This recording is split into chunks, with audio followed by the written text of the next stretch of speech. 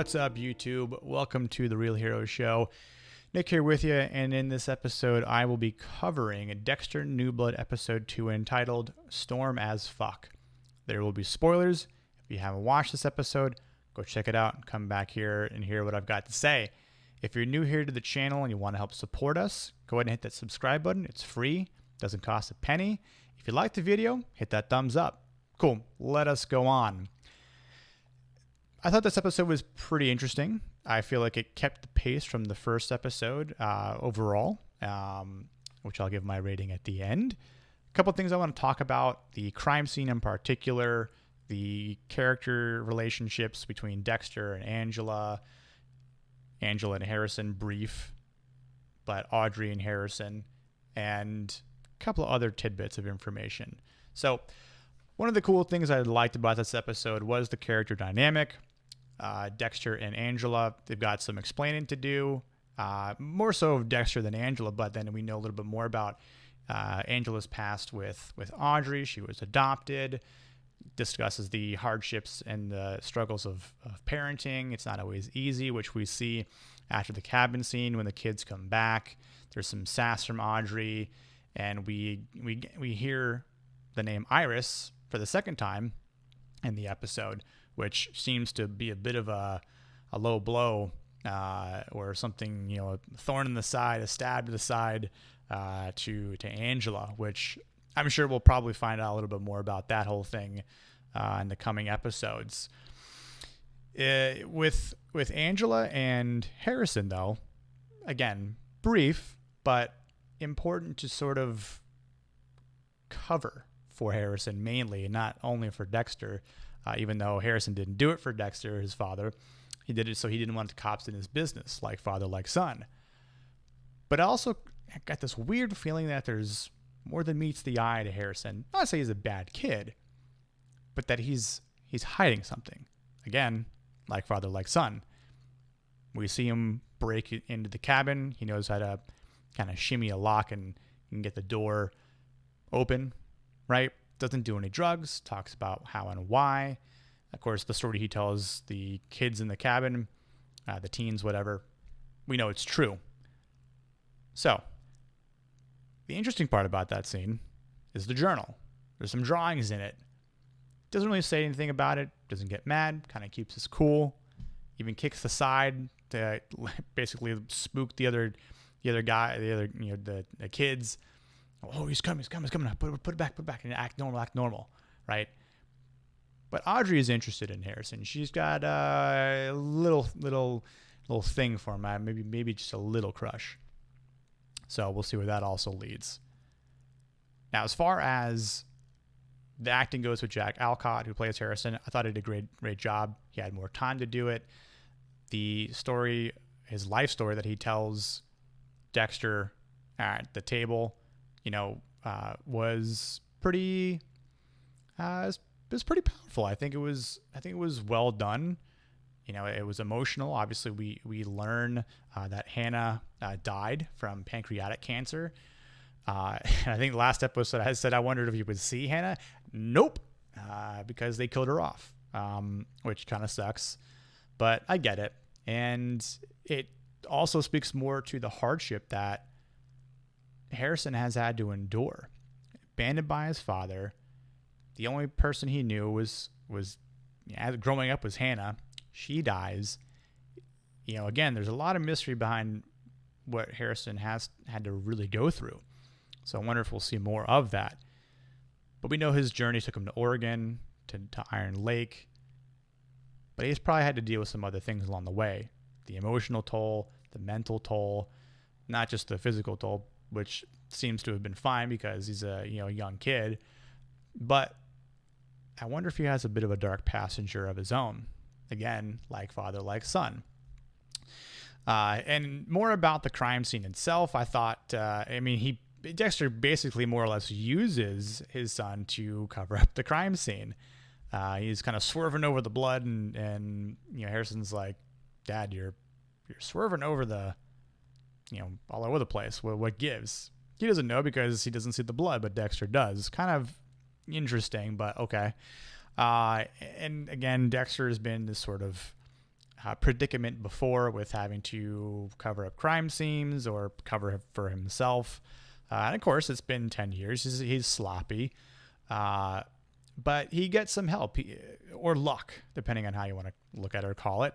He plants Matt's glove closer to the highway, doesn't get caught, which they find. Of course, we know the truth that Matt killed the white buck because the bullet that was sold from the gun that was sold to Matt from Dexter matches.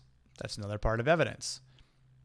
But the Seneca tribe, the four members, go to and find the white buck, and Dexter sort of plants this seed, and they're like, yeah, I think it was Matt Caldwell. And of course they get a little riled up from it. Cops come, Angela comes, and the one guy who talks with Angela says, this isn't right. You need to do something about this, and there's some strife there within the Seneca tribe, it seems, at least with them and what Angela has done is if she's forgotten what she's supposed to do.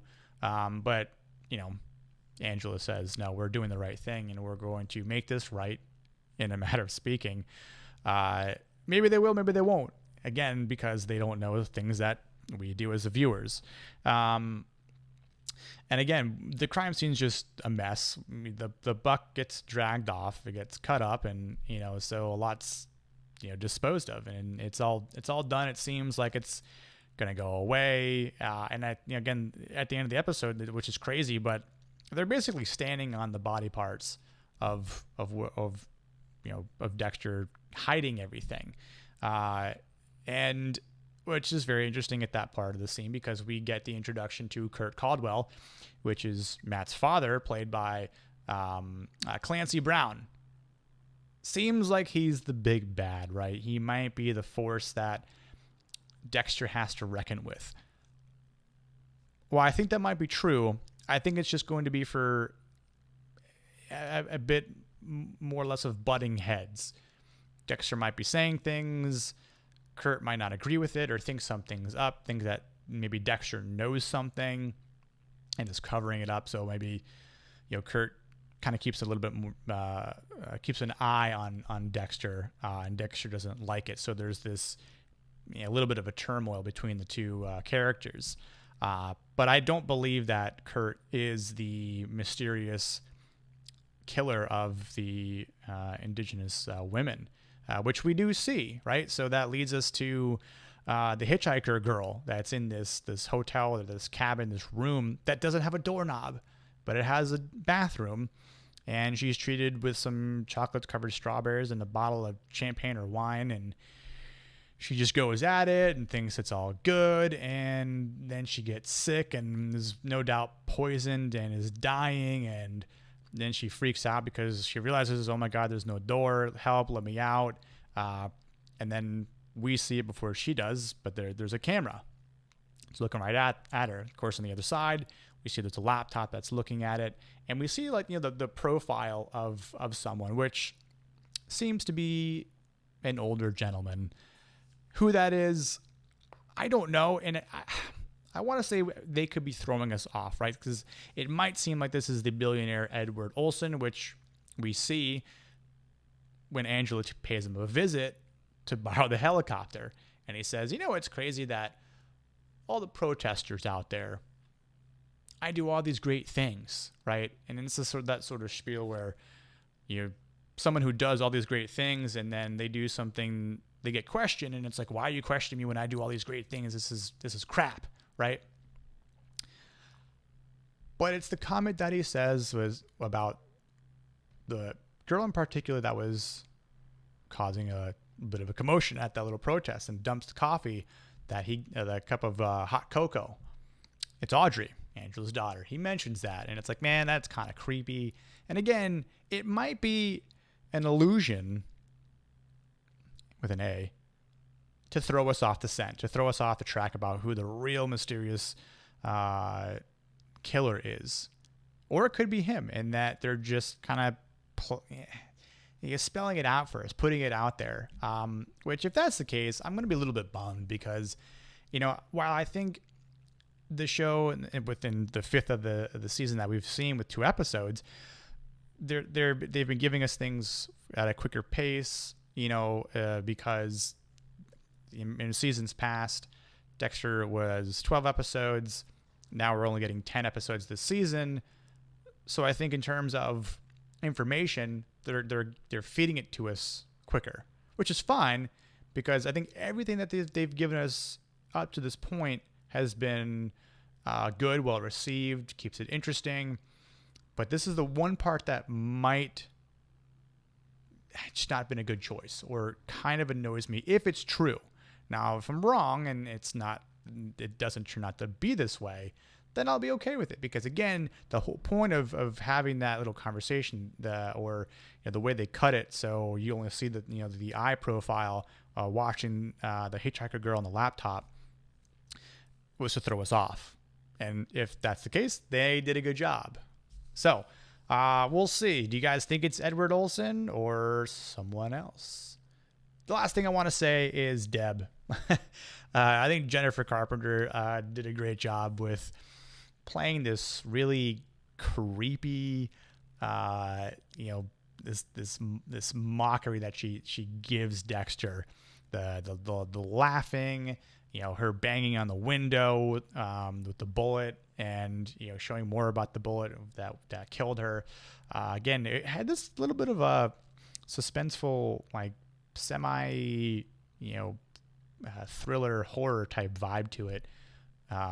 Especially when she was in the woods, like, laughing and everything. I thought that was like really well done. So I'm curious to see how they're going to continue to use Jennifer Carpenter's ghost for Dexter, because it's already different than the previous season, the original run of Dexter with Harry. It's the complete opposite. So I think again, Deb can be used in different ways than previous. I wonder at one point if maybe Harrison asks why his father is freaking out. Kind of like the moment where Dexter gets in the car and it's like Deb sitting next to him. She's not there. He's hearing her and he's like freaking out. He's like, the steering wheel. Sorry. And there's a girl that's just watching him and is like, peace. And he's like, yeah, peace. So again, it could be very interesting. I think this season is headed in the right direction. Again, only 2 episodes have been seen and aired, so a fifth of the season has been revealed to us.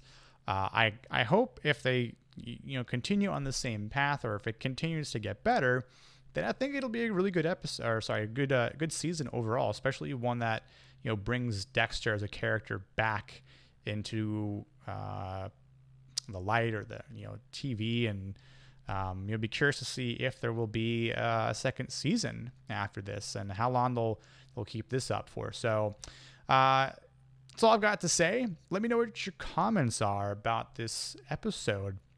Did you like what they did with it? Did you like the quicker information that they've been giving us with Matt's father, with Clancy Brown, with the mentioning of Iris, the body that's underneath them? So Dexter hasn't really fully disposed of him yet. The mystery hiding behind Harrison, the mysterious killer, Edward Olsen, maybe not. And Deb with her interesting subconsciousness for Dexter. So I'll see you guys next week on episode 3 of Dexter New Blood. Peace out.